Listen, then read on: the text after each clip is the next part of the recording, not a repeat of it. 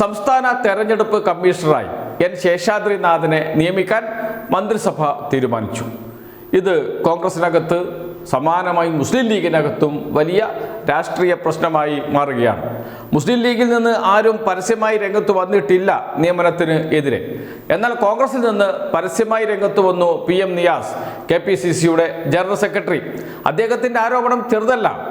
N Seshadrinathan സംഘപരിവാറുകാരനാണ് എന്നാണ്.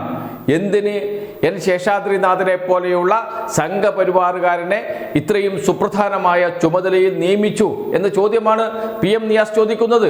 അദ്ദേഹം പരസ്യമായി മാധ്യമങ്ങളോട് സംസാരിച്ചു. സംഘപരിവാറുകാരനാണ്, എനിക്ക് നേരിട്ട് ബോധ്യമുള്ള കാര്യമാണ്. കോഴിക്കോട് തളിയിൽ സ്വദേശിയാണ് എൻ ശേഷാദ്രിനാഥൻ. ആ പ്രദേശത്തെ കൗൺസിലറായിരുന്നു PM നിയാസ്. അതുകൊണ്ട് എനിക്ക് അദ്ദേഹത്തെ നന്നായി അറിയാമെന്നാണ് അദ്ദേഹം പറയുന്നത്. അതുമാത്രമല്ല, കോഴിക്കോട് ബാറിലെ അഭിഭാഷകനായിരുന്നു എൻ ശേഷാദ്രിനാഥൻ. അതേ ബാറിലെ അഭിഭാഷകനാണ് ഞാനും. അതുകൊണ്ട് എനിക്കറിയാം അദ്ദേഹത്തെ. അദ്ദേഹം സംഘപരിവാറുകാരനാണ്. 10 വർഷം അടികൊണ്ടും പോസ്റ്റർ ഒട്ടിച്ചും മുദ്രാവാക്യം വിളിച്ചും ഇവിടെ UDF-നെ അധികാരത്തിൽ എത്തിച്ചത് ഇതിനു വേണ്ടിയിട്ടാണോ എന്ന ചോദ്യമാണ് ചോദിക്കുന്നത് PM നിയാസ്. പരസ്യമായി ചോദിക്കുക മാത്രമല്ല, അദ്ദേഹം മുഖ്യമന്ത്രിക്കും ഹൈക്കമാൻഡിനും കത്ത് നൽകി കഴിഞ്ഞു. ഹൈക്കമാൻഡ് വിശദീകരണം തേടും എന്ന വാർത്ത പുറത്തു വന്നിട്ടുണ്ട്. മുഖ്യമന്ത്രി PM നിയാസുമായി ചർച്ച നടത്തും എന്ന വാർത്തയും പുറത്തു വന്നിട്ടുണ്ട്. ഇതുവരെയും ചർച്ച നടത്തിയിട്ടില്ല.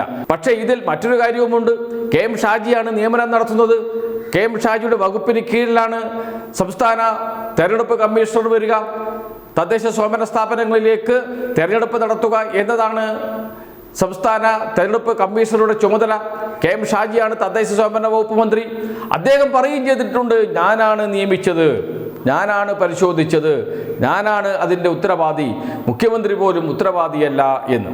അങ്ങനെ വരുമ്പോൾ മുസ്ലിം ലീഗ് ഇക്കാര്യം അറിഞ്ഞിരുന്നു. മുസ്ലിം ലീഗ് ഈ വിഷയം ചർച്ച ചെയ്തിരുന്നു. മുസ്ലിം ലീഗ് നേതാക്കൾ ഇത് സംബന്ധിച്ച് ഒരഭിപ്രായവും പറയുന്നില്ല. പാണക്കാട് സാദിഖ് അലി തങ്ങളോട് ചോദിച്ചിട്ടാണോ നിയമനം നടത്തിയത്?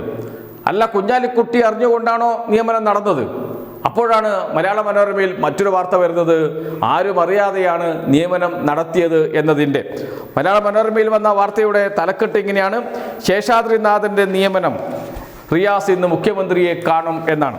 ആ വാർത്തയുടെ 3-ാമത്തെ പാരഗ്രാഫിൽ പറയുന്നു, നിയമനത്തിനായി ഗവർണറോട് ശുപാർശ ചെയ്യാനുള്ള മന്ത്രിസഭാ തീരുമാനം തിരുത്തണമെന്നാവശ്യപ്പെട്ട് മുഖ്യമന്ത്രിക്കും KPCC പ്രസിഡന്റിനും നിയാസ് കഴിഞ്ഞ ദിവസം കത്തയച്ചിരുന്നു. തന്നെ വിമർശിച്ച മന്ത്രി KM ഷാജിക്ക് രൂക്ഷ ഭാഷയിൽ അദ്ദേഹം മറുപടിയും നൽകി. മന്ത്രിസഭാ യോഗത്തിൽ അജണ്ടയ്ക്ക് പുറത്തുള്ള വിഷയമായാണ് ശേഷാദ്രിനാഥന്റെ നിയമനം പരിഗണിച്ചത്. വളരെ ഗുരുതരമായ പ്രശ്നമായി ഇത് മാറുമെന്നതിൻ്റെ തെളിവാണിത്. മന്ത്രിസഭ അജണ്ടയ്ക്ക് പുറത്ത് എന്ന് വെച്ചാൽ അജണ്ടയിൽ ഉണ്ടായിരുന്നില്ല. അതുകൊണ്ട് തന്നെ മറ്റു മന്ത്രിമാർക്കൊന്നും ഇതേക്കുറിച്ച് വിവരമുണ്ടായിരുന്നില്ല.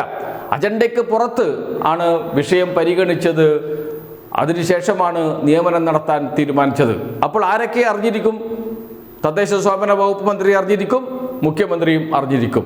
അങ്ങനെ മുഖ്യമന്ത്രിയും തദ്ദേശ സ്വയംഭരണ വകുപ്പ് മന്ത്രിയും ചേർന്ന് നടത്തിയ ഒരു കളിയാണ് എൻ ശേഷാദ്രിനാഥന്റെ നിയമനം. BJP-കാരനെ, സംഘപരിവാറുകാരനെ സുപ്രധാനമായ സ്ഥാനത്ത് നിയമിച്ചിരിക്കുന്നത്. എന്തുകൊണ്ട് മുസ്ലിം ലീഗ് നേതാക്കളുമായി കൂടിയാലോചിച്ചില്ല? എന്തുകൊണ്ട് പാർട്ടിയിൽ ചർച്ച നടത്തിയില്ല? തുടങ്ങിയ ചോദ്യങ്ങളാണ് KM ഷാജിക്കെതിരെ ഉയർന്നു വരുന്നത്. ആര് പറഞ്ഞു ഇയാളെ നിയമിക്കാൻ? ഈ ചോദ്യത്തിന് ഉത്തരം പാർട്ടിയിൽ പറയേണ്ടതുണ്ട് KM ഷാജി. അതേസമയം കോൺഗ്രസിനകത്ത് ആരോടും ആലോചന നടത്തിയിട്ടില്ല. ഇത് ആദ്യത്തെ നിയമനമല്ലല്ലോ വിവാദമാകുന്നത്. എല്ലാ നിയമനങ്ങളും സംഘപരിവാറുകാരനെ നിയമിക്കാൻ വേണ്ടി മാത്രം പ്രവർത്തിക്കുന്ന ഓഫീസായി മുഖ്യമന്ത്രിയുടെ ഓഫീസ് മാറിയിരിക്കുന്ന അവസ്ഥയാണ്. മുഖ്യമന്ത്രി ഓഫീസിൽ തന്നെ സംഘപരിവാറുകാരാണ് കൂടുതൽ എന്ന അവസ്ഥയിലേക്കാണ് കാര്യങ്ങൾ പോകുന്നത്.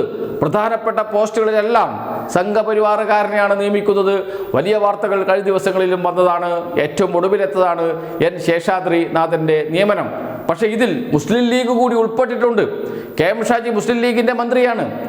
മുസ്ലിം ലീഗ് അറിഞ്ഞുകൊണ്ടാണോ ഈ നിയമനം നടത്തിയത്? പറയണ്ടേ അവർ? എന്തുകൊണ്ടാണ് മറച്ചു പിടിക്കുന്നത്? എന്തിനാണ് ഔട്ട് ഓഫ് അജണ്ടയായി മന്ത്രിസഭാ യോഗത്തിലേക്ക് ഇക്കാര്യം കൊണ്ടുവന്നത്? എന്തുകൊണ്ട് മറ്റു മന്ത്രിമാരെ ഇക്കാര്യം അറിയിച്ചില്ല?